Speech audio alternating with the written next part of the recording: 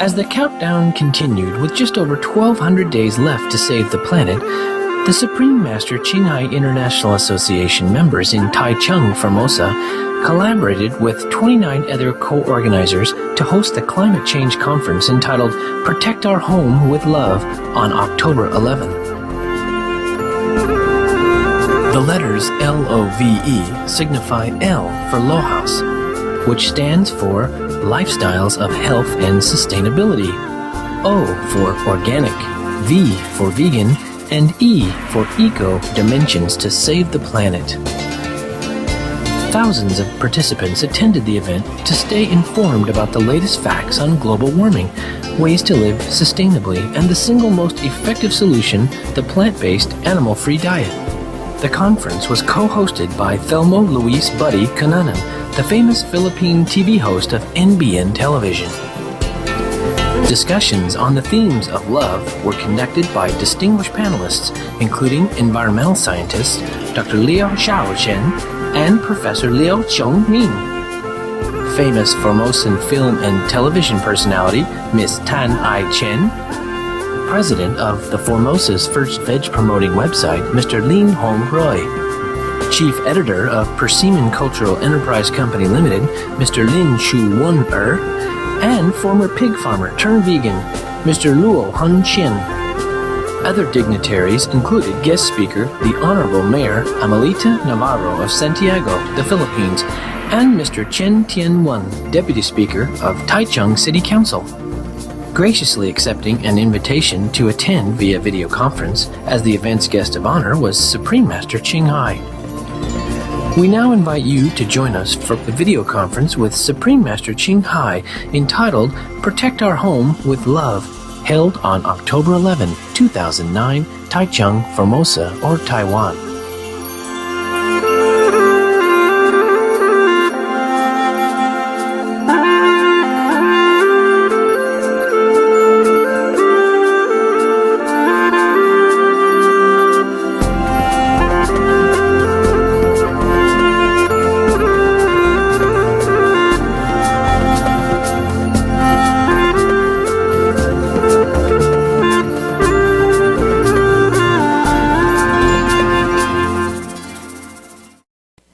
Greetings, honorable guests, ladies and gentlemen, and welcome to Climate Change Conference Protect Our Home with Love, which stands for Lohas, Organic, Vegan, and Eco-Friendly. Greetings too to our worldwide viewers who are joining us today live through Supreme Master TV's 14 satellite platforms, IPTVs, cable TVs, and Internet TV via www.suprememastertv.com. Let's care for this planet and protect the environment today through this conference. I'm your host, Buddy Cunanan. Global warming and climate change have become serious worldwide concerns. The issue of climate is no longer just one-day news event, but now has a serious impact on everyone's daily life. Yes, very true. You know, there are so many terrible disasters that have happened.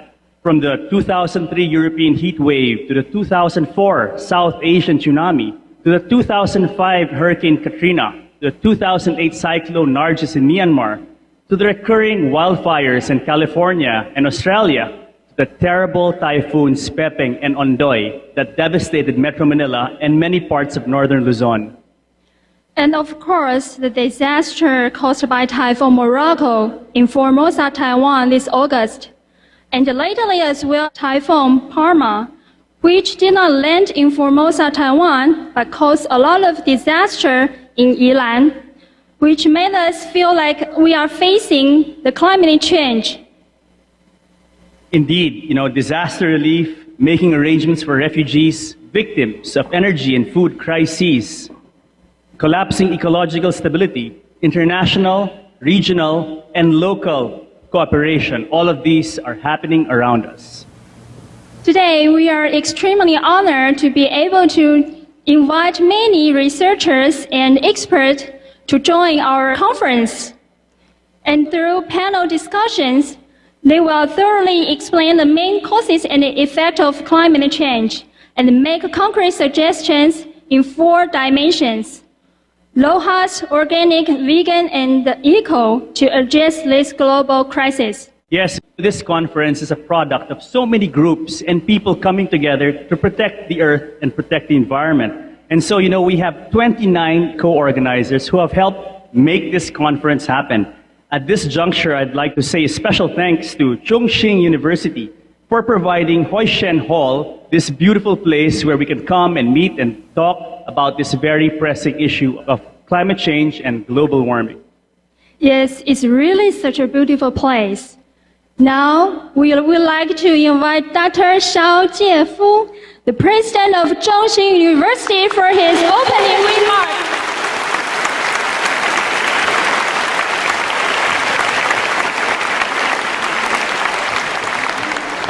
各位贵宾，大家好。我首先代表中兴大学欢迎大家莅临中兴大学来参加这个非常有意义的会议。虽然这一次会议是用学术性的这个研讨会这个字眼，但实际上呢，整个这个会议经过精心的这个设计能够让每一位的来宾都能够清楚地了解并接受这一次会议所提供的一个非常重要的气候变迁的讯息。我想大家都非常了解全球暖化所造成的这个气候变迁已经开始影响到全世界，也常常成为国际间各种重要会议的焦点议题。近年来，不断有旱灾、水灾以及粮食短缺的问题，多少都跟这个全球气候的变迁有密切的关系。那么，特别台湾8月份，有创纪录的雨量，莫拉克台风，造成非常严重的伤害，这个就是一个非常明显的例子。那这个。我想这种气候的变化我想我们今天的会议有邀请几位非常重要的这个学者刘少仁教授、柳宗明教授他们会给大家做非常精辟的解说。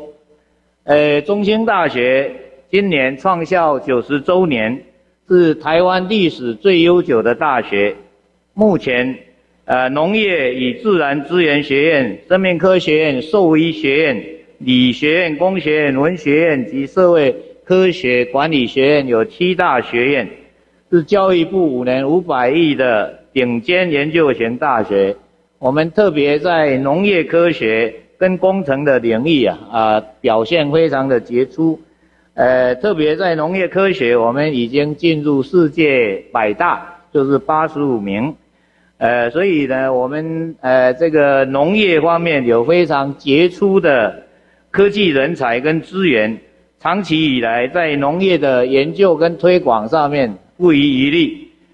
同时呢，我们把这个研究也落实在生活上，所以我们创立了全台湾第一个有机生态校园，也有这个有机的这个农屋市集，希望我们能够与消费者做很好的沟通桥梁。那么所以我们希望能够对这个永续的发展有主要的贡献。那最后呢，我谢谢主办单位的用心，那么他以其他的协办单位付出很多的心力，最后祝福大家身体健康，万事如意，研讨会很成功，谢谢。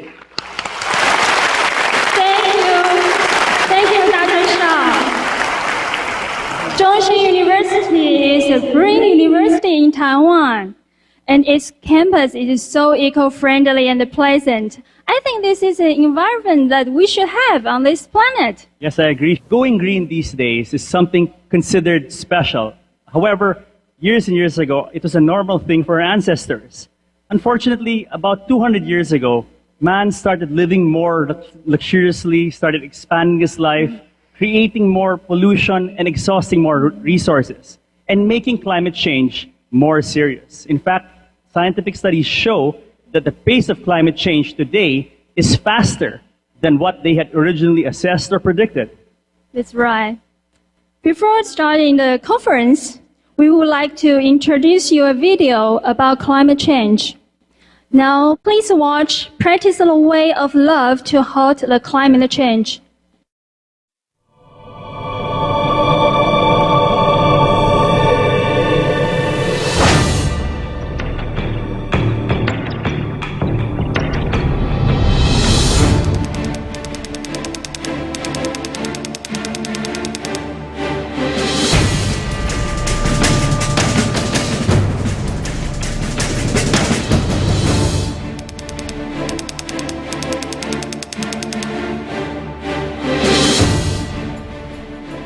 If you knew our home could be completely destroyed, or our lives are seriously threatened, would you let it continue going on?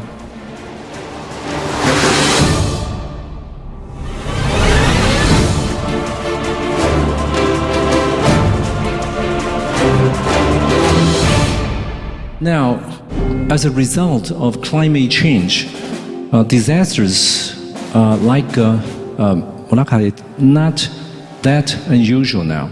So we have to be prepared for the worst. And we are drafting a piece of legislation called Homeland Planning Act, which will divide the country into different regions. Some may have to be evacuated, but this is very difficult in this country. We attach a lot of importance to the factor of global warming. So you don't notice that there's a crisis, but in fact, we are at a crisis point now because we are very close to passing tipping points in the climate system that would have very undesirable consequences. There are a couple of individuals, very significant people, who have been making this report and looking very carefully at the numbers. And their conclusion now is that the contribution of livestock production to global warming is more than 60%. It's not the 18% which was first suggested 3 or 4 years ago. It's not even the 50-some percent suggested a short while ago. For past years, the livestock industry continues to expand. Where are the expanding lands and huge amount of grain coming from? Amazon deforestation increased 69% due to demand for meat during August 2007 and August 2008. The livestock sector is by far the single largest anthropogenic user of land. Deforestation is playing a major role in climate change. More than 300 experts stated, if we lose the forests, we lose the fight against climate change. A more urgent crisis is happening in the permafrost. Gases like methane are being released from the permafrost and the seafloor. As the gases will be released in huge quantities, the situation will be out of control. The permafrost layer is melting each day, and the methane gas, or other gas even, are releasing into the atmosphere. Methane and nitrous oxide is made by livestock rising, livestock skipping. They are far more poisonous, far more dangerous than CO2. Another gas implicated in several mass extinctions in the Earth's history is hydrogen sulfide.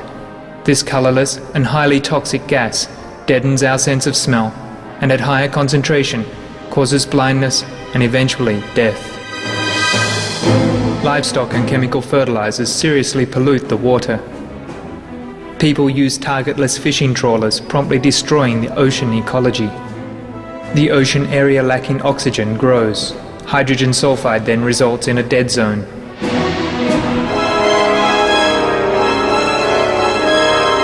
In the past, according to paleontologist Peter Ward, hydrogen sulfide in the oceans and atmosphere turned the sky green and choked off oxygen for plants, animals and marine life. He further warned that global warming caused by human activities could reproduce the same hydrogen sulfide situation that killed more than 90% of life during the Permian period. Our home is being destroyed. and our lives are facing serious threats. We need to curb climate change. The point of no return is when you get to a place where the dynamics of the system takes over and then you can't do anything about it. It's too late. There are many things that people can do to reduce their carbon emissions, but changing your light bulb and many of the things are much less effective than changing your diet. Meat production and consumption is hugely intensive in terms of carbon dioxide emissions. Unless we change our food choices, nothing else matters, because it is meat that is destroying most of our forests. It's meat that pollutes the waters. It is meat that is creating disease, which leads to all our money being diverted to hospitals. So it's the first choice for anybody who wants to save the earth. Then if you eat less meat, you will be healthier and so would the planet. There's where the climate problem is, our meat consumption.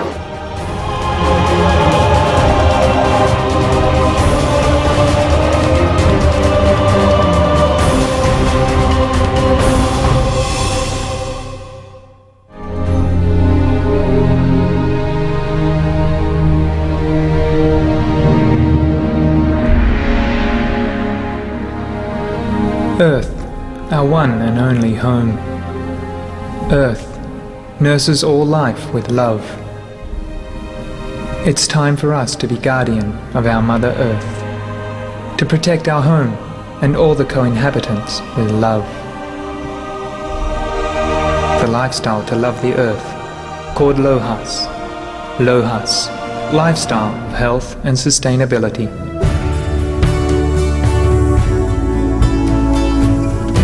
But you don't have to have a farm to do organic plants.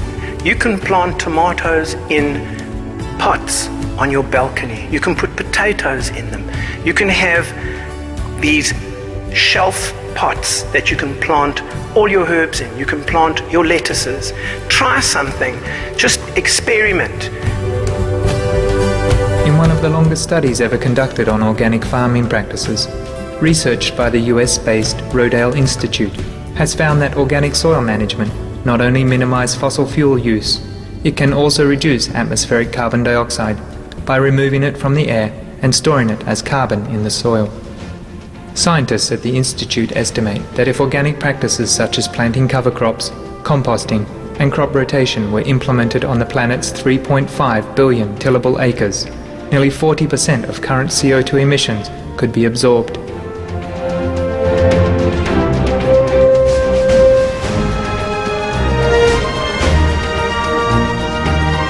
We've realised that it's good to plant trees, that we can absorb some of the carbon dioxide.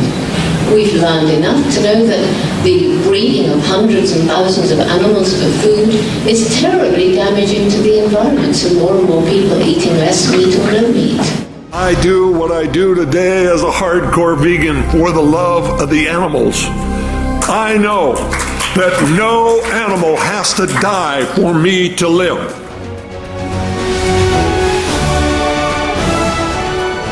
Just connect to the earth, feel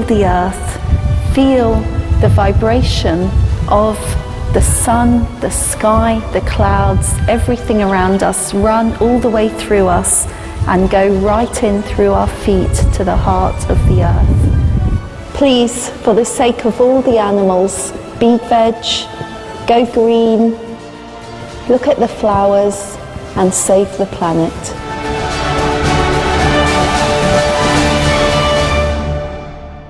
Ladies and gentlemen, this video is a reminder for all of us to respect and cherish lives and to halt climate change in order to preserve the beauty and the harmony of this planet.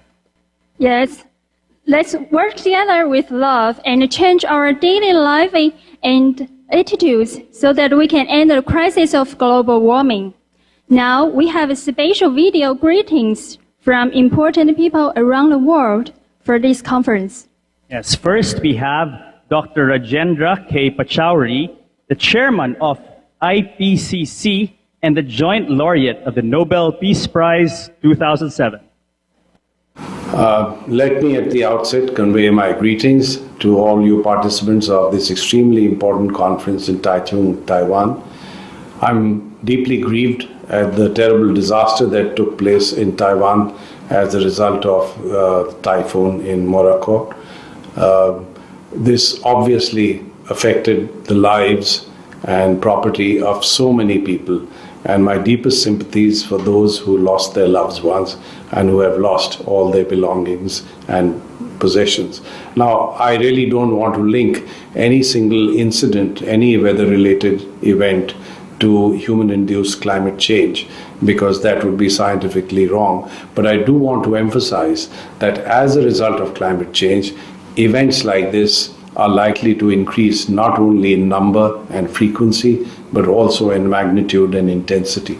So I would like to appeal to all of you to spread the message across the world that we have to bring about major changes by which we can reduce the emissions of greenhouse gases. There is, of course, a lot that we can do in industry, in transport, and in every economic activity that human beings carried out. But what is going to be critically important is for us to change our value systems and to change our lifestyles. An important element of changes in lifestyles is to be able to alter our diets. Unfortunately, the world has gone into a pattern of excessive consumption of meat protein. And you find that wherever incomes go up, people start consuming more and more meat, more and more animal protein. Just to give you an example, the first time I went to China was in 1981. And at that stage, about the only meat that people ate was pork, or some amount of poultry products. But today, with the increasing prosperity of China, you find a lot of people eating more and more meat. And China is not alone. This is happening in other parts of the world also. I find that even in India, which is essentially a vegetarian society, a great move towards eating much more meat, much more poultry products, and so on.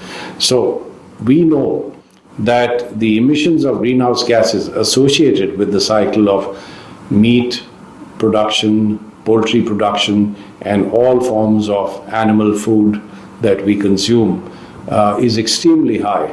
And one means by which we can reduce the emissions of greenhouse gases is to see that we cut down on meat consumption. And the result would be that not only would we be healthier, but so would the planet. It's now proved beyond doubt, medically as well, that those who live on a vegetarian diet certainly avoid some of the worst diseases that are now associated and are known to be associated with consumption of animal products, with poultry, and so on. So my submission would be that we should eat much less meat, and if possible, we should eliminate the consumption of red meat completely, because red meat, that's beef, lamb, mutton, is associated with the highest levels of emissions of greenhouse gases of all forms of food. So if we really want to save the planet, if we want to live a healthy and contented life, I would like to submit that moving towards much lower consumption of meat would be the interests of human beings, and it certainly would be in the interests of the planet. So I would like to appeal to you to consider this carefully, and you would find that when you make such a move, that you'd actually feel much better. And my slogan is, if you eat less meat, you would be healthier, and so would the planet. I hope all of you will deliberate on all aspects of climate change, and particularly on the importance of bringing about lifestyle changes. So I hope you have a productive and very pleasant conference. Thank you. Thank you, Dr. Pachauri, for your loving concern for Taiwan and your dedication in saving this planet. Next, we have Mr. Philippe Roch, the former director of the Federal Environmental Office in Switzerland. Je suis Philippe Roch, ancien directeur de l'Office fédéral de l'environnement suisse, secrétaire d'État, qui a participé pendant 13 ans à toutes les négociations internationales sur l'environnement. Nous avons traité aujourd'hui les questions des changements climatiques et des droits humains, qui est une problématique extrêmement intéressante. Je me suis permis de rappeler aussi que si on veut assurer le développement de tous et les droits humains pour tous, il faut bien sûr partager ce que nous avons. Il faut aussi cesser de gaspiller. Mais il ne faut pas non plus oublier celle qui nous donne toutes nos ressources, qui est la nature elle-même, les écosystèmes, qui subissent aujourd'hui des dommages extrêmes, de surexploitation, de destruction des forêts, de la mer, etc. Et que, évidemment, pour partager les uns avec les autres, il faut avoir quelque chose à partager, et c'est vraiment la nature qui nous donne tout ce dont nous avons besoin, et il faut absolument que nous la respections comme notre mère. Alors bien sûr que je suis très heureux d'apprendre que vous aurez une conférence vidéo sur l'environnement et dont le thème est de protéger sa propre maison avec amour, Protect your home with love. Et je pense que ça c'est l'élément fondamental. Dès que nous avons compris que nous vivons dans une grande maison, tous ensemble, dans une grande famille, tous les humains et avec tous les êtres vivants, les animaux, les plantes, alors notre relation avec la planète change. Et nous la respectons et nous ne pouvons plus la détruire.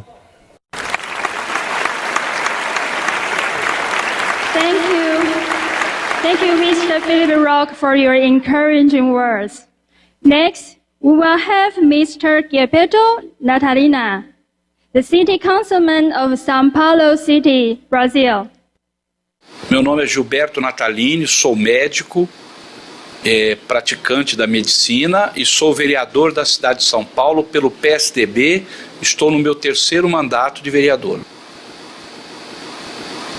É muito importante que se realizem conferências como essa pelo mundo, porque o momento é um momento muito difícil, muito complexo. O planeta Terra está passando por modificações muito graves nas suas questões climáticas e eu quero desejar então aos participantes da conferência muito sucesso, um bom debate, que saiam propostas muito positivas para a melhoria das condições do planeta. O governo brasileiro está devendo para o mundo uma posição firme com respeito ao combate ao desmatamento da Amazônia e das nossas florestas. O crescimento do desmatamento das nossas florestas se deve, entre outras coisas, ao avanço da fronteira da agropecuária no Brasil. Isso significa destruição de floresta para a criação de gado para se servir ao mercado. O que existe no Brasil é um desperdício de terra, é um desperdício de água na criação de gado para servir tanto ao mercado interno como ao mercado externo. Eu acredito que as medidas de sustentabilidade são indispensáveis, são fundamentais no mundo de hoje e trabalhamos muito para que isso exista na nossa cidade e no nosso país. Acredito também que a agricultura orgânica é um caminho muito importante, muito saudável para a proteção da saúde humana e também para a proteção do ecossistema, uma vez que os agrotóxicos são grandes destruidores. Dá aqui um exemplo prático, grandes bandos de marrecos na região, por exemplo, do norte fluminense, na Lagoa Feia, foram dizimados por uso de agrotóxicos em plantações no entorno da lagoa. E, por último, a questão do uso de vegetais na alimentação, o costume dos vegetarianos. Isso também pode ser uma medida extremamente importante, mas aí nós esbarramos nas questões culturais da humanidade, de povos de vários países do mundo que durante milênios se alimentaram de carne animal e que é preciso haver todo um processo de educação, um processo de discussão para que as pessoas possam mudar de hábito. Eu quero pedir ao Dr. Pachauri e à Suprema Mestra para que se dedique, e tenho certeza que eles vão se dedicar, com todas as suas forças, para que esse encontro seja vitorioso. E quero pedir também para que todos os participantes do encontro vistam a camisa da sustentabilidade, da defesa do planeta e nos ajudem, particularmente nos países em desenvolvimento e nos países mais pobres, para que os povos desses países possam superar a miséria, superar a pobreza e defender o planeta. É o nosso desejo sincero em nome da cidade de São Paulo, em nome do povo paulistano. Muito obrigado.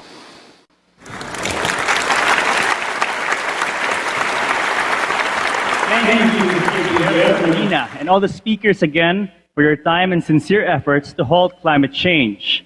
Many thanks to all our esteemed guests of this conference for sharing with us their great and exciting viewpoints.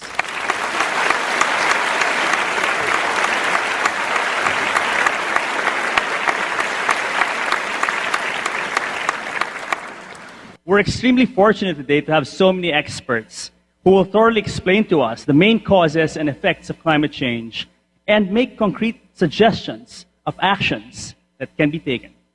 Yes, action now is very important. Our estimating experts have put lots of effort to study climate change and appealing to the people of the world to recognize the very real threat of global warming. First, we would like to introduce Dr. Liu Shaochen. Yes, Dr. Liu is currently the director of the Research Center for Environmental Changes, Academia Sinica. He is also the co-chairman of the Laboratory of Atmospheric Chemistry and Climate Change, Chinese Academy of Meteorological Sciences.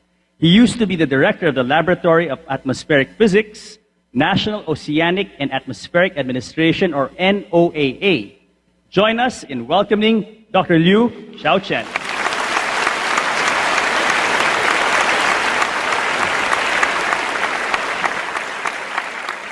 Thank you. Supreme Master Qinghai, President Xiao Jiefu, Honorable VIPs, ladies and gentlemen, good afternoon. Thank you for inviting me to share with you this afternoon about one important subject, that is global change and the August 8 flooding by Typhoon Morak. Global change or global warming is going to give us the kind of environment to make August 8 disaster more often and worse. I think that message is extremely important. Global temperature increase is over last century about 0.6 degrees centigrade. And also the global ocean surface rise about 15 centimeters. And the third is the snow cover has been decreasing. The increase of the global temperature and also the sea surface rise is relatively small over the last century. And most people, I think, would have the perception that the increase is gradual and long-term. But what they forgot to think is together with global warming, we actually also have very urgent change. That's the change to our extreme weather events. Significant increase in very heavy precipitation and also decrease in very light rain has been occurring all over the world. We'll show you some example. Even over the oceans, the same thing has been happening. And with the increase of very heavy precipitation comes the increased risk of flooding and also mudslides, just like the August 8 flooding in southern Taiwan. And also with the decrease of light rain, we all know that light rain is very beneficial to the soil because it's a very critical source of the soil moisture. And by losing light precipitation, we are increasing the risk of droughts. Despite the disaster of flooding only 2 months ago, the drought situation in Taiwan in the last few years have been very severe and very frequent. And that has to do with the decrease of light rain in Taiwan. This figure shows the change of precipitation intensity in Taiwan. Showing to the right, these are very heavy precipitation. Here are very light precipitation. And different color means the average of every 10 years, except the blue one is the last 5 years, 2001 to 2005, and years 1961, 1970 is on top. You see light precipitation has been decreasing and heavy rains increasing. This is the whole United States. You can see the same thing. The heavy precipitation are increasing. The light one, United States, are different from Taiwan. The light one actually didn't show much change. That's mostly because in the U.S. in the last 50 years or so, the entire precipitation has been increasing, while in Taiwan, the total precipitation has been rather constant. This one is for China, of course, you see. This shows the linear trend of number of days of very light rain, 0.1 millimeter per day. That's Chinese drizzles, or Chinese called Mao Mao Yu. And blue means decrease. And you can see over most China has been decreasing. There's some exceptions. And over Taiwan, we had the same thing. Our light drizzle, our Mao Mao Yu, decreased in the last 45 to 50 years. Our Mao Mao Yu 50 years ago was 70 days per year, but now we got only 35 days. A factor of 2 decrease in drizzles in Mao Mao Yu. That's a big loss of precipitation, particularly for places like Taichung and further south. And in the spring, we need the light drizzles to give us the precipitation for the spring planting. Researchers in Academia Sinica in the last 2 years has been finding some very alarming changes in heavy precipitation. Essentially, in the last 50 years, we found that the top 10% very heavy precipitation increased by almost a factor of 2. So that's a large increase in 50 years. And corresponding to that, the light precipitation decreased by a factor of 2, by 50% or so. And that's a very large change for Taiwan. There are only 4 typhoons in average each year landed in Taiwan. And Taiwan have about 40% of precipitation from typhoon. That means most of the heavy precipitation are coming from typhoon in Taiwan. And in other words, the very heavy typhoon precipitation in the last 50 years has increased by a factor of 2. And you can imagine that really increased the flooding and the mudslide. We are predicting there will be more strong precipitation associated with typhoon to Taiwan in the future years. In fact, we are predicting the next increase by another 4 instead of by factor of 2.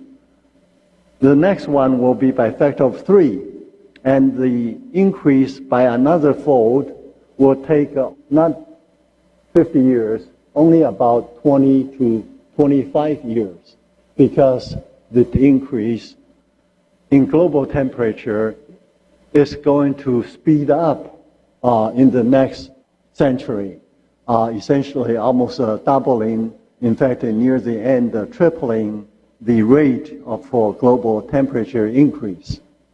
Actually, we try to quantify the change in the precipitation intensity with the global temperature. We divide the intensity into 10 equal parts. So this is the top 10% precipitation, very strong precipitation, typhoons. And this is light drizzles, the Maomaoyu. And you can see the strong, heavy precipitation.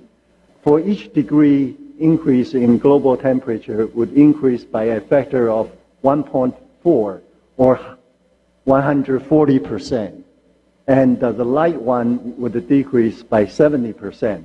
Now, this is the IPCC's prediction of temperature increase in this century, okay, 21st century. And the often mentioned D1 case is the case that temperature would increase by a factor of 2 by the end of 21st century.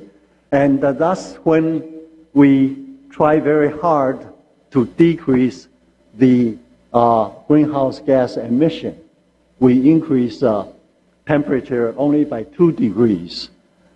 If we don't try to limit the greenhouse gas emission, we would get the A2 case. That's the pink one, or this one.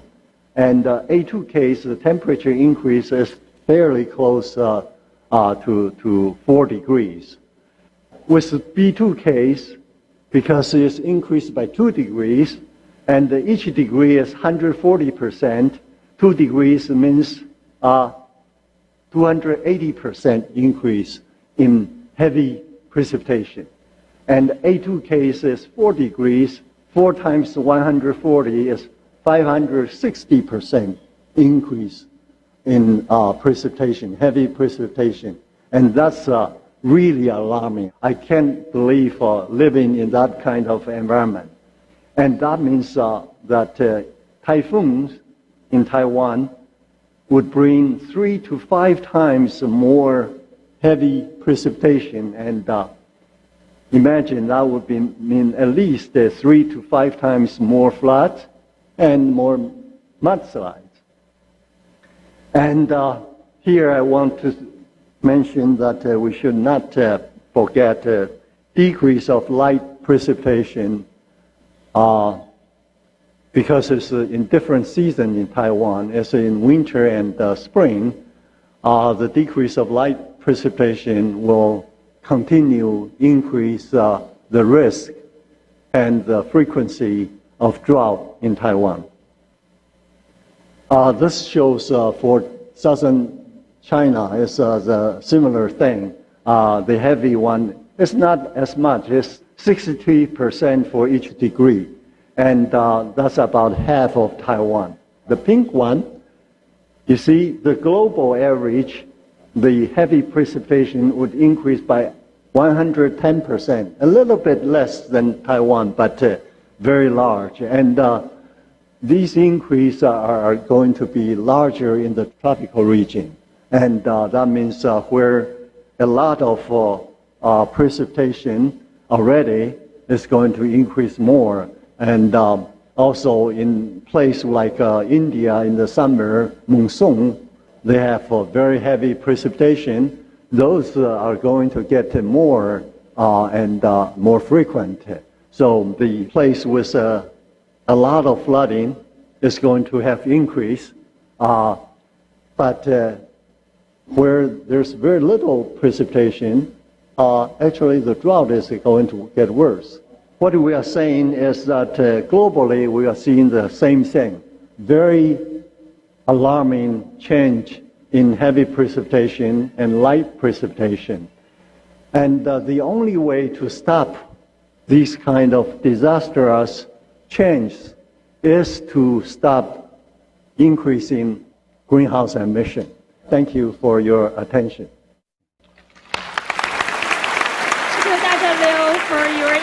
wonderful speech. Thank you very much, sir. We need more scientists like you to awaken people and make people understand the seriousness of climate change. Let's give him another round of applause, please.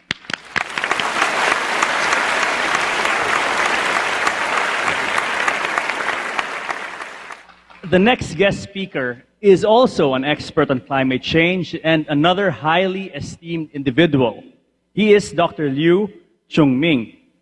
Dr. Liu is the professor of the Department of Atmospheric Sciences and the director of the Global Change Research Center of National Taiwan University. Let's now warmly greet and welcome Dr. Liu Chongming.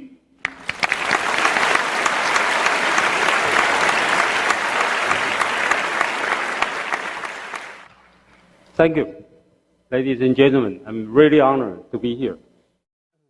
In the past 10 to 15 years, I've been attending many different kinds of seminars, conferences, lectures, and so on.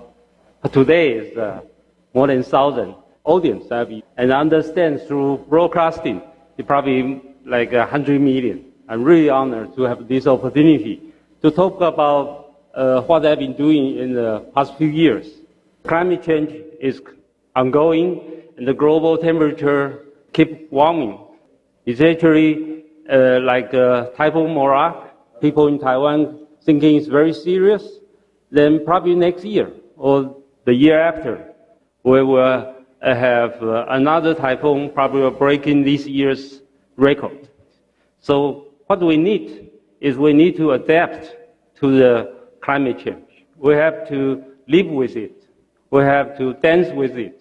We have to stay alive with the coming disasters. And to have the way to do it, it's not just personal, everyone, what we can do about it. We actually need the government.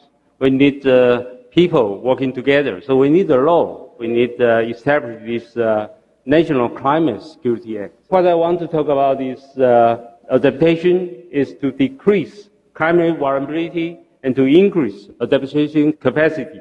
This is the general temperature increasing trend in Taiwan, and there's a global trend. So this is just saying that we are in the same warming trend as the world. This shows that the central part is climate change. Okay, this means that the ongoing climate change composed of a lot of events like temperature increase, heavy rainfall, and sea level rise, everything.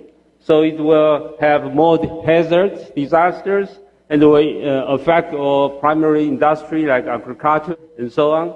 And certainly will affect our ecosystem and human health, and will need all people concerned to be involved. We just saw the video showing that our President Mao has mentioned about we will establish the national protection law. This is all included. So under the United Nations climate change framework, we usually talk about this mitigation. So we have like Kyoto Protocol. We talk about to reduce the greenhouse gas emission, including the theme of today is actually how to reduce the emission. But the other thing is adaptation, which means we have to live with the climate change. So we have to do the impact assessment. We have to have a certain strategy for the coming 100 years. We need to know how to live with it. So under UNFCCC, they actually have this Nairobi work program for this developed country, and certainly for the least developed country. They all need to work on this subject. First of all, you need scientists to work together to project the future climate change and to assess like sea level rise. So Taiwan will probably lost how much of land. So we probably have to just protect ourselves, and we probably to live inward. And also about this heavy rain, if we can estimate that how much frequency of this heavy rain will increase and how much amount of water will come in, then we probably have to figure out, like for the mountain area, could we have more people living there? I mean, all these landslide, the more serious events will come out. So what we should do with that. So that's actually a very difficult task. And this is under UN development program. They also have a strategy to do this, a similar concept. And definitely this, for this coming disaster, we always have lost. So talk about adaptation is just to minimize the loss. So in a simple wording is that this year we have record-breaking rainfall. We also have record-breaking loss. But later, for the coming years, we probably have another record-breaking rainfall and typhoon and so on. But we don't want to have another record-breaking loss. How much we can benefit from doing this adaptation task. And this is talking about worldwide, besides UN, each country, what they do. Are they doing on this subject, like the EU, Canada, Australia, Netherlands, and the United Kingdom? UK actually passed a climate bill to tackle this issue. And for developing countries like China, like India, they have set up the initial program to work on this. And certainly for these least developed countries or small island developing states, they are working on these subjects under UN guidance.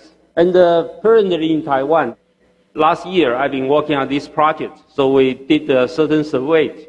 And seems that most people in Taiwan, they understand the current status of climate change. They know the threat to these small islands, okay?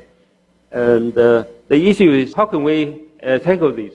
For instance, if another typhoon Morak coming, do we construct more, like a high wall so we protect ourselves within it? The engineering approach probably will not work.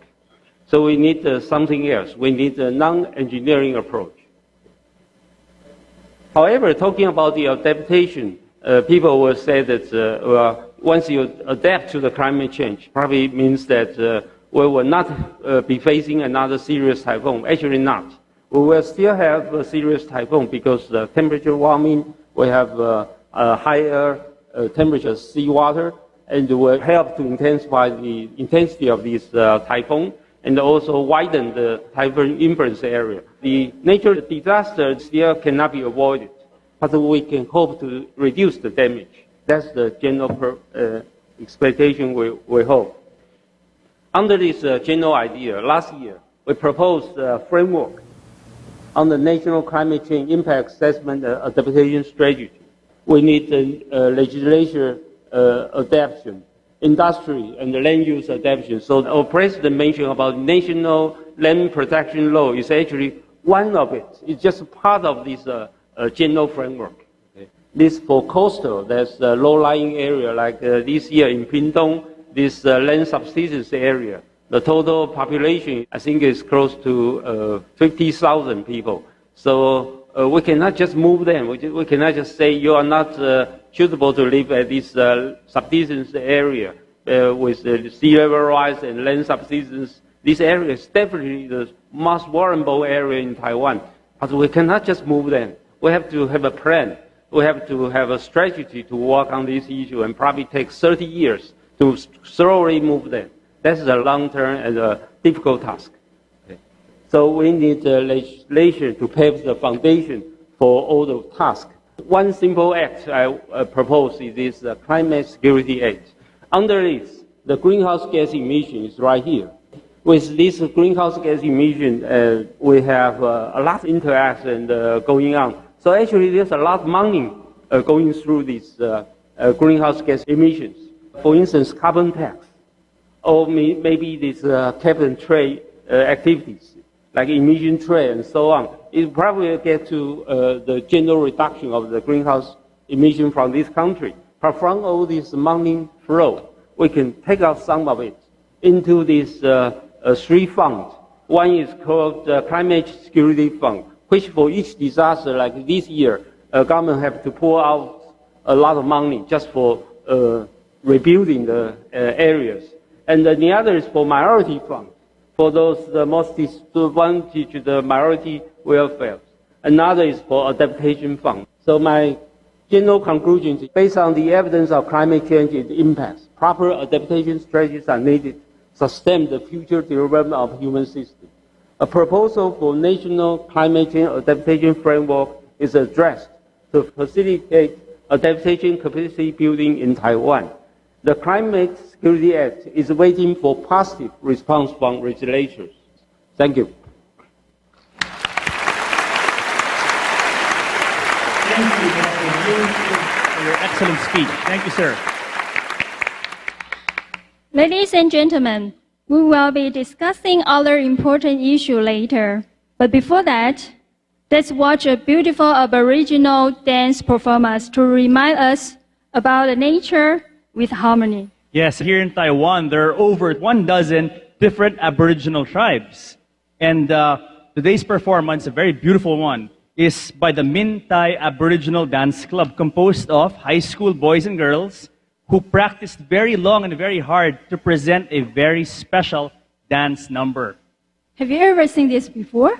No, but in the Philippines, we also have many Aboriginal tribes, and they're very similar to the ones you have in Taiwan. So this is something that Philippines and Taiwanese share, the Aboriginal links. And today's dance is actually 3 special dances that are now merged in one, called the Mountain Forest Shaken Dance. So let's all extend a hand of friendship to our Aboriginal brothers and sisters by giving them a warm round of applause.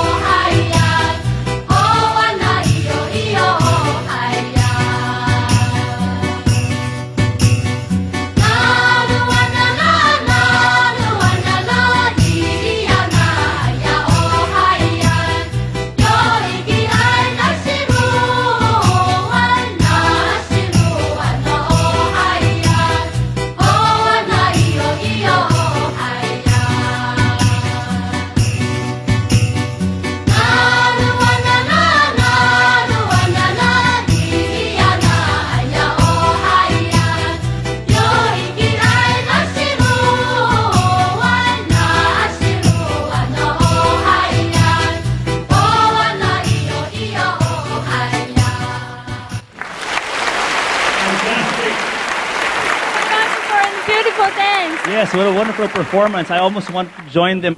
Now, this is a beautiful example of the beauty of ancient traditions and the need for all of us to preserve these for generations to come. Now, many thanks to the Min Thai Aboriginal Dance Club, whose members are actually members of Taiwan's indigenous tribes as well. Yeah, do you know eagle is a holy bird of Aboriginal? No. I saw some of them dancing kind of like an eagle dance. Yeah. So every boy has been taught to learn the spiritual of the male eagle. How interesting, how interesting. And it was one of the three themes of the dance. The first one was harvest, the second youth, and the third power of nature. We have a special video greeting for all of you from Miss Liv Cleveland. She is the information director of the Norwegian Animal Protection Alliance, who will share with all of us the need for humankind to coexist with nature.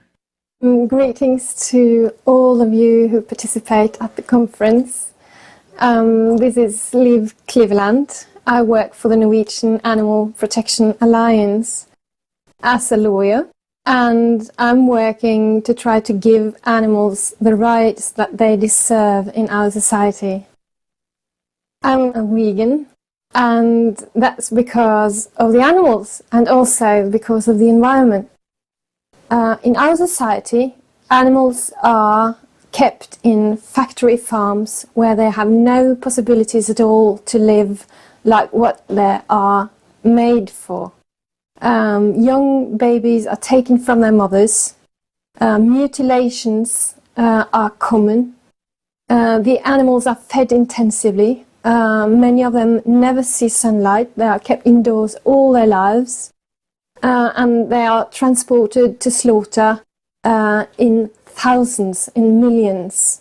So the animals are forced to live in a way that is detrimental to their health and welfare, and that is a major reason for me not to eat the meat. Also, I don't eat meat because of the environment. Meat production is actually one important reason for why our climate is changing so rapidly. To stop to eat meat is something that everyone can do to help stop the changes in the climate. And a lot of the energy in that plant food is lost in the animal to keep the animal alive and as manure from the animal. So it's much better to eat the plants directly because then you'll use less energy than if you eat meat. So one way to fight world hunger is actually to eat less meat. Animals are in many ways like us. Stop to eat meat. I think everyone that has been so lucky as to get to know an animal as an individual knows that an animal like a dog or a cow or a pig or even a hen is a person. I wish a lot of luck to the conference Protect Our Home with Love in Taichung Formosa, and I hope that everyone who participates will extend their love to animals. Be a wedge, go green to save our planet. Please leave Cleveland. We are so touched by your love for this earth and animals. Yes, it's truly very inspiring. And that is also one of our next topics, to live in harmony with nature. Everyone knows our theme, love, or L-O-V-E. And we hope that all of us can live simple, healthy, and of course, vegan lives. Our next speaker is someone most of you are familiar with, Ms. Tan Ai-chen. She is a true animal lover who has rescued many stray cats and dogs and beleaguered animals. A famous movie and TV actress, Ms. Tan is also a vegetarian cooking show host. Let's warmly welcome Ms. Tan Ai-chen.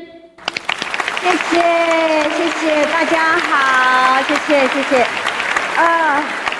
我非常谢谢哈，在座有很多的人呢，会每天固定会收看我主持的现代性素派的节目。那么每天下午5点或者早上11点，或者是半夜1点半哈。那么我主持这个节目已经有7年。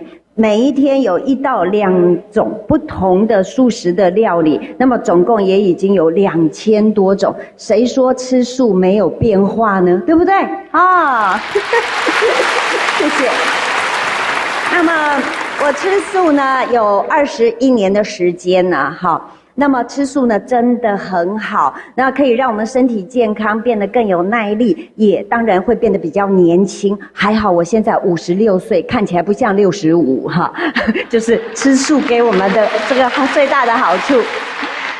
很多人会问我，你为什么会吃素？那么在中国，如果说吃素都会跟宗教有关系，因为是在佛教系统里面不杀生延伸出来的慈悲行为。但是我吃素是因为我舍不得吃小动物，跟宗教一点关系都没有。事实上，我是生长在基督徒的家庭，那么我是一个基督徒。那么我结婚以后，我的公公婆婆也是虔诚的基督徒，所以我在没有这个吃素之前，我没有听过佛教这2个字，反而因为吃素才认识了这个宗教。那么也因为呢认识了这个佛教，我才知道原来佛教里面有一句话叫做有情众生，就是表示动物跟我们的人一样，就是有7情6欲，我们会喜欢会害怕，他们也会有喜欢也会有害怕。那么它跟我们人类一样，有爱情有亲情还有友情，甚至于还有长幼有序的伦理观。那么对于青海无上师说过的一句话我感同身受，他说呢，有很多动物的品格比人类还要高贵，那么你实际上跟动物相处过，你才知道。那么我们想要让大家看一下哈，我今天呢因为时间有限，很让我会吃素的这些小动物的照片跟大家分享，有情众生。好，那么这个是我当年我收养的流浪狗，有超过60只，要集合在一起拍照不容易哈，所以呢只能少数的集合。那么这也是其中的一部分。如果你想只有狗，那就错了。其中有一只什么？有一只混在里面，他以为它是狗。为什么？因为你看，他对狗非常的热情，他会去跟它亲亲啊。他一直以为它是这只母狗生的。而且他很聪明，我60多只狗，很多都是流浪狗。我们这只小猪叫菲利啊，那么他一进门就认定了这一只我们全家最漂亮的那个叫做 Queen， 他就一直以为他是 Queen 生的小孩。那么有一次让他看到猪啊，他居然惨叫，因为他没有看过世界上有动物。然后呢，好，那么人家说他是迷你猪，那么他非常的 nice， 对狗很好，那对人当然也没有话说。只要我一坐下来，他一定爬上来要亲亲，他非常的热情。当一个猪用鼻子一直亲你的时候，其实呢也是蛮奇怪的哈。那么这只猪呢，它非常的聪明。当时我养它的时候，人家跟我说它是迷你猪哈，迷你猪就变这样了。那还好，木栅动物园觉得它有教育的价值，所以收容了它。它进了木栅动物园以后呢，它就更不迷你了，它躺在那边只会吃。但是呢，如果你们说猪是笨猪的话呢，我必须要平反啊。那么在这个送到木栅动物园2年之后，我有空我去看它的时候呢，我只是在旁边说，菲利，妈妈来了，妈妈来摸小脸。他一听到摸小脸，他就马上站起来，因为呢他最喜欢把他的大猪头让我来摸，他自以为他还是小脸。所以呢我一摸他，他马上就站起来。人家就说他怎么会认得你？我说当然哦，因为他是我儿子嘛。所以他2年之后还认得妈妈的声音。所以你说猪是笨猪，那真的是冤枉他们了。那么如果你想我只有养狗跟猪的话，可能就错了。这些狗呢都是我曾经饲养过的。这是獒犬啊，大家都知道獒犬会吃人，对不对？很凶。但是呢，事实上呢，我从它的身上印证到，因为我每天放佛经给它听，然后让它听佛号，不到半年，它不但不会咬人，它甚至于可以让邻居不认识的小孩每天牵着它出去散步。所以说呢，其实动物跟人一样，经过教育跟这个影响，它是可以改变心性的哈。这些动物都其实是跟不可思议的佛法有关，这些都是瞎眼的狗啊，那也是我那个时候捡来的。好，那么大家看到的这是一只什么？松鼠。那么它是被妈妈遗弃，它掉在草堆里面的时候呢，大概只有不到10公分，那么眼睛还没有张开，然后我用针筒，然后用米浆一点一点的把它喂养长大。那么长大到了7个月的时候，因为我养动物我不会关，我就放养，让它在院子里面。那么它居然趁着我不在家的时候，带着她的男朋友回来。是一只长得非常英俊的大松鼠。那么每一天呢，它把它自己吃的食物吃完之后，都会留1、2颗葡萄，偷偷的咬着带到围墙外面给她男朋友吃。那以后我就会帮她准备 double 2份，然后她自己吃饱了再带给她的男朋友。可是每一天她都是这个样子，跟他出去谈恋爱，然后晚上回来睡觉。可是慢慢的她就不回来睡觉了。那么但是她每天还是回来会咬食物出去给她男朋友，因为我一定会帮她准备了1份。那么到了8个月大的时候呢，她居然有一天开始她也不回来吃东西了。我非常着急，我就打电话问这个木栅动物园的兽医，他了解了这个情况之后再问我他几个月大，我说8个月大，他就直接跟我说了一句话：恭喜你做阿嬷。所以你说他们有没有爱情？有，我非常恭喜他有这样子的一个归宿哈。好，我们再来看下面，他像不像我生的？跟我长得好像哈。那个时候呢，因为很可惜的是，在20几年前，我们台湾没有动物保护法，那么也没有野生动物中途之家，所以那个时候台湾的人呢非常喜欢养野生动物来做这个宠物。那么有的时候是弃养，有的时候是没有办法养，所以我那个时候有一个非常多事的老公，他都会说我老婆会养，所以他就把它带回家，所以我才会有这样子的经历哈，跟这些动物相处。那么当然你只要跟他相处，他就是把你当作自己的妈妈一样看待。来，我们再看下一张。好，这是一只什么飞鼠？飞鼠也是因为它出生以后，它的妈妈不愿意喂它奶，它的主人也不会养它，所以呢，我把它一点一点的养大，到最后我还要教它怎么飞，因为它以为它是狗，它是用脚在地上走路。那么我们就在想说，飞鼠在森林里面最怕什么？老鹰，对不对？可是我们家的飞鼠跟老鹰可以共同相处。来，我们再看下一张。好，这是我那个时候收养的一只台湾凤头苍鹰，这是我那时候收养的一只猫头鹰。好，你看在森林里面，他们互相会说你是我的食物。好，那另外一个会说你不要吃我。可是在我们家呢，他们都和平相处，他们每天都会站在衣柜上面呢，然后看着我们。那他们最喜欢共同做的一件事情，就是站在椅背上看着窗户外面的狗，这就是他们每天例行做的事情。这只大老鹰，它也是我那时候收养的一只小鹰。它为什么看我的嘴巴，你们知道吗？因为鸟都是用嘴巴喂孩子，对不对？他把我当妈妈，我只要回家，他一听到我开门的声音，他就在里面一直大叫，然后他每天都要看我的嘴巴有没有食物，所以我也会故意放一点食物用嘴巴喂他吃，让他感受一下这个亲子的这个感觉哈。好，这是一对鹅，在他们身上，这一对鹅爸爸、鹅妈妈的身上呢，我看到了他们那一种没有办法这个去形容的一种爱情，还有父母子女的亲情。好，它真的深深的让我感动，希望将来有这个机会跟大家分享这些小动物的故事。你们说蛇认不认得人？好，跟你们说，冷血动物，但是它也认得人。当我们靠近鱼缸的时候，你每天喂的鱼，它是不是会靠近你？当不认识的人是不是会游开？对不对？所以说冷血动物它同样认得人。他当然认得，因为他在我的身上都非常的觉得舒服哈。好，这是我去采访一只黑金刚猩猩，它关在一个笼子里面，我进去里面采访它。那么曾经有个动物叫顽皮家族，对不对？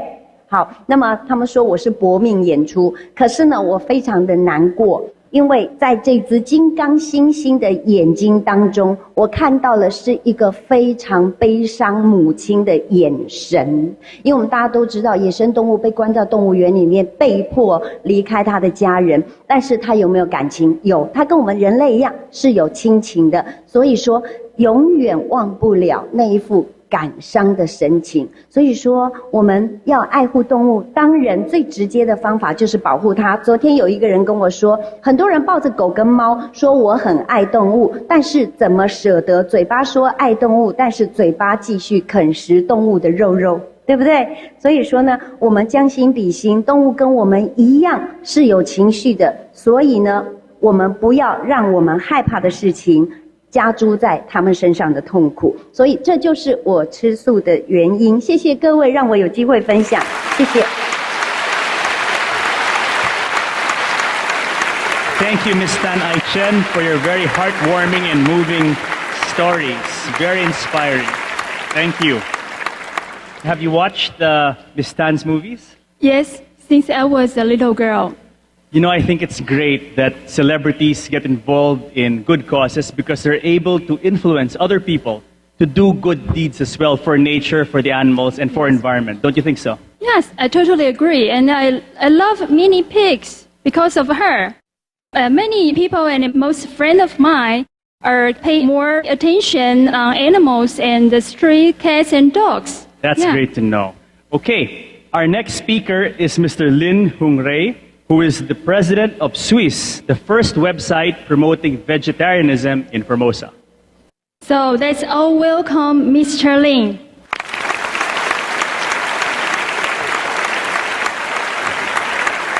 各位先进午安，今天很荣幸来到这里跟大家分享，如何做一个自在的素食者。那首先呢，我跟各位分享一下我吃素的经验。我从吃素开始到现在总共13年。那一开始吃素的原因呢，我想一开始也是因为从一些教育当中让我了解到，原来动物跟我们人是一样的。也从这里开始呢，我从高中时代就开始学习吃素。虽然看起来很年轻，可是我已经快40岁很多人说啊，您今天看起来很年轻哦，其实是吃素的关系。那从以前到现在，我觉得说经过整个素食环境的演变，从早期我们吃素是非常困难。我记得以前在吃素的时候，我最好的伙伴就是饭有珍菇一罐，然后或者是什么香松一罐，加上一碗白饭，这个就是我的午餐，甚至是晚餐。那当然托这样的一个饮食习惯之福啊，我那时候体重只有59公斤那结果经过这几年的素食的演变啊跟进展以后啊，我发现说现在在台湾吃素是非常幸福不管是最简单的我们平淡的素食也好，或者是豪华的，或者是各种各国各式的料理都有。尤其呢，我们这个同修在台湾开了好几家的 Loving Heart 真的是非常的造福我们素食朋友，也给大家热烈鼓励一下。那我想在我们先前的几个演讲当中，我们知道地球暖化已经造成我们环境的变化非常严重。我们才不久的8·8风灾以及前一阵子的台风都造成非常大的伤害。于是呢，我们开始发心，我们要开始吃素，我们开始要从每日的饮食当中开始呢降低我们肉食的一个比例。每个人都会说，干嘛要吃素？吃素有什么好？对不对？每一个人都有一个终极目标在那边。那我们呢，试着放下心去对待每一个人。也许他们暂时还是不能了解我们的苦心，可是呢，我们不用太过积极的去刺激他，我们只要呢随时偶尔丢给他们一些事实的真相，比如说我们先前所听到的一个博士的演讲，以及我们在 Supermaster TV 所看到的一些讯息，我们偶尔丢一些讯息给他，偶尔丢一些讯息给他，渐渐的他们就会去了解。我简单举个例子来讲，我个人的爸爸早期是非常反对我吃素。那我采取的方式呢，我不是与他去争辩，我还是吃我的素那爸爸呢，他每次反对，我总会证明给他看，他的理论是错的比如说吃素不营养，我就吃得胖胖壮壮给他看。他说吃素呢，会不结婚，我就结婚给他看。一再的去解决他的困惑。渐渐呢，我们家的聚餐从素食是里面的一小菜一小菜开始，渐渐呢变成一半一半，半桌素半桌荤再过来最近这几年变成呢吃素的是一大桌啊。那我爸爸的朋友呢，他每次来消遣他说啊，你养这儿子啊，怎么这吃素啊，没男人味啊，怎么样？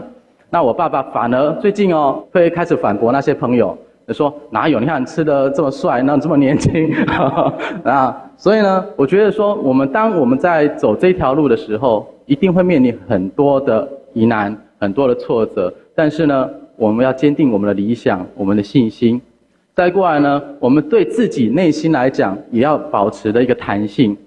比如说，我们前一阵子在推行每周一吃素这件事情，那你可以从他每周一开始来下手，说，来周一来，我们教你大家来吃素。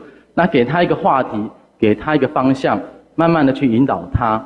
那借由这样的引导过程当中，他在学习当中发现他还有哪些观念不足，哪些的观念不是很清楚的时候，我们呢就适时的给他一些引导，给他一些方向，告诉他正确的吃素的观念是怎么样。那我觉得说，在我们一个引导别人吃素的过程当中，我们最重要是要与人和谐。这样子呢，你才能让他知道说，原来吃素是这么好的一件事情，是这么快乐的一件事情，是这么轻松的一件事情。当我们跟他相处的机会，跟他碰面的机会，都是我们播下素食种子的一个机会。你不晓得他随时什么时候会发芽长大，但是呢，总有一天他会开始成长，他会在这个心里面开始有这样的感觉，这样的认识。原来我们有不同的饮食习惯可以选择，我们有不同的方式去改变我们的世界。这个是我们最好的一个方向。谢谢各位给我这个机会，谢谢。Thank you very much, Mr. Lin Hung Rei. Our next speaker is Mr. Lin Shu Wen-er. He is the chief editor of Persimmon Books, which is the leading vegetarian book publisher in Formosa. They published the Chinese version of The Mad Cowboy by Mr. Howard Lyman and The China Study by Dr. T. Collins Campbell. Let's welcome Mr. Lin Shu Wen-er. 各位现场的贵宾，大家好。我觉得我想要分享一下，我们怎么去跟大自然共处。我觉得其实跟大自然共处只有一个很简单的原则，那就是你把大自然当成一个人就可以了，你不用要求你把它当成神或者什么。我想大自然其实是一个好人，它给我们四季，它给我们一个你可以预测的时间，什么时候会有春天、秋天、夏天，它会随着季节来。但是偶尔它像人一样，它也会有一点脾气，所以它有的时候它会给你一点幽默感。你可能准备要去盛装赴会的时候，它给你一点下雨，然后你可能就是淋着落汤鸡，但是过了一会，可能天气又好了。它其实是照着时间来，你如果顺着它的时间来做的时候，其实你所得到的大自然的庇护是非常的多的。但是现在的世界好像不是这样子。中国话有一句叫做天人合一，这是一个非常好的一个境界。但是如果我们真的体验到天人合一这个事情的话，我想应该不会有人愿意伤害大自然，因为伤害大自然等于就伤害自己。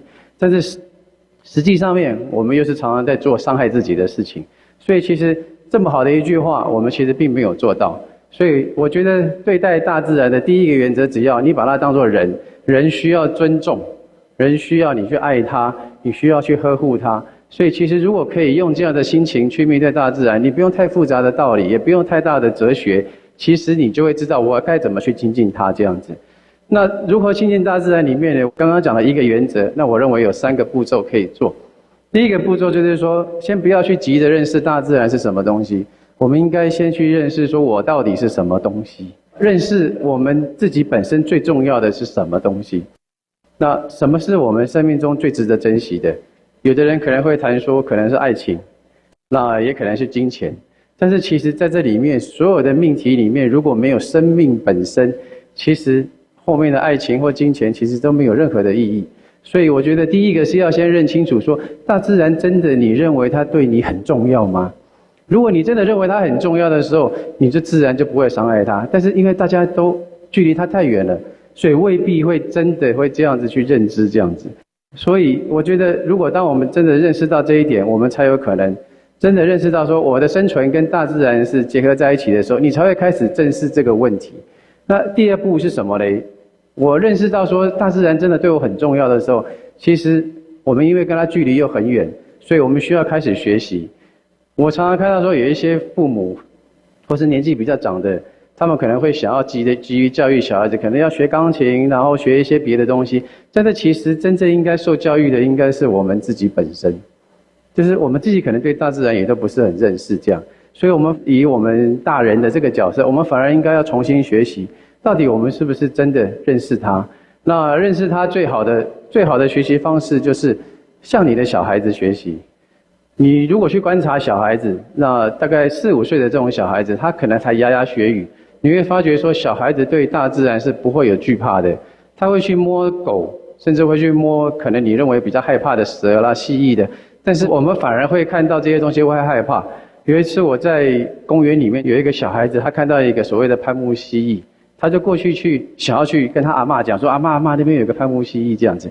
他阿嬷看到攀木蜥蜴之后，就立刻倒退了3步，就赶快把他叫回来说，那个是变色龙，你要赶快回来，它会咬你这样子。每个人看到大自然他不认识的东西都会害怕。那如果说我们真的愿意回到一个赤子之心啊，去向你的小孩子学习说，人出生其实本来就不怕这个东西。如果他愿意这样子去重新认识大自然的时候，其实他会发觉说，我们到底该吃什么东西这个问题其实就出来了。不信的话，你去看小孩子哦，小孩子你给他一片橘子一个苹果，他会吃得很愉快。但是你说一定要给他塞一个肉，或者给他吃一个虾子，他反而需要学习。那如果说你带小孩子去菜市场的时候，你去看他说，他会停留在一个蔬菜水果摊的时间久一点，还是他经过杀鸡的，或是鹅摊，或是猪肉摊，他会停留比较久。所有食物的味道其实就已经告诉我们说，小孩子还有一个人，他出生的时候他本来就是趋近于有颜色的、漂亮的，但是肉本身其实就是红色的或是白色的，它没有像大自然的水果那么多的面貌。所以我觉得，如果说我们诚心的回到像小孩子的心态去观察的时候，我们该吃什么东西，其实它是一个很明确的答案这样。那如果说我们跟大自然共处里面呢，我可能还可以再提一个观念，就是大自然其实跟我们像是谈恋爱一样，我们其实跟他要的太多。那但是在谈恋爱的同时呢，我们当然有时候会要，有时候会给，所以呢保持的还蛮不错的，还蛮平衡的。但是人类对大自然要的太多了。那恋爱的人本身呢，如果说要的太多的时候，会有什么情况？可能这个男方或者是这个女方可能会翻脸。所以当他们要分手的时候呢，有好一点的可能聊一聊就算了。但是大自然，如果你跟大自然不好好相处，它其实跟你谈恋爱的状况是一模一样。它可能就是给你一个暴风雨，或是明天给你一个莫名其妙的地方下雪，然后没事给你摇一下来一个地震。那如果你不好好跟他相处，其实跟大自然翻脸的后果，其实是比恋人翻脸的后果是更恐怖的。我觉得到了第3步，应该是一个当我们觉醒的时候，觉得说大自然很重要，然后从我们的生命中学习到大自然对我们的启发之后，接下来我觉得我们应该要的就是付出，因为唯一只有付出的时候，你才能够再得到。那我们谈恋爱的状况也是一样，你不可能跟你的男朋友或女朋友一直要东西，你一定也要付出。那所谓的付出就是牺牲啊。那父母对小孩子的爱本来就有一点牺牲啊，他一定要牺牲他的时间来照顾他。那我们跟大自然的情况也是一样啊，我们需要牺牲我们的口腹之欲，因为这实在太难了，所以唯一只有一个字可以让这个人愿意改变他的行为，那就是今天我们活动的主题，就是爱。唯一只有爱可以让一个人愿意牺牲，所以我们需要检视来说，我到底对于大自然是不是有这么的热爱它。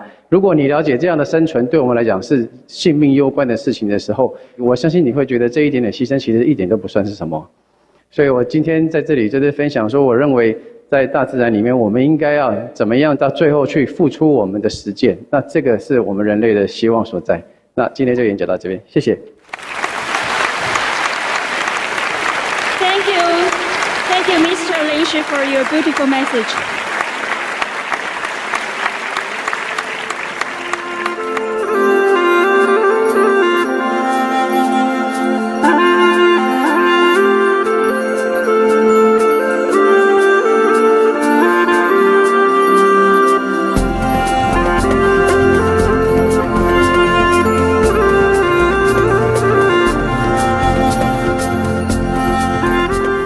本身是养猪户，我现在转为素食。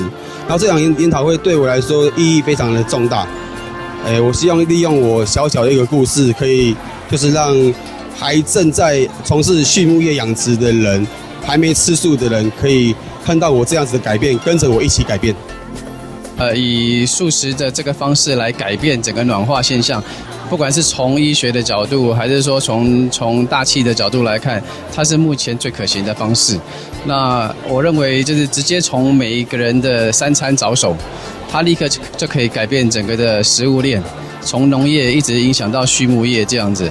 那所以这个方式我认为是现在以及未来的主流。那以无上师的世界会所推广的这个方向，绝对是对暖化全世界的暖化还有气候变迁的改善有绝大的效益。我想提倡这个素食我们一定要不遗余力了。那今天的这个研讨会我是很希望能够让大家能够注重，能够开始做这个吃素食的这个准备假如说还没开始的话，今天是一个好开始。开始的话，应当是更加倍去努力。那个全球的暖化的确是一个非常危险，它影响非常大的一个问题。那减低温室气体几乎是唯一的，就是说能减少全球暖化影响的办法。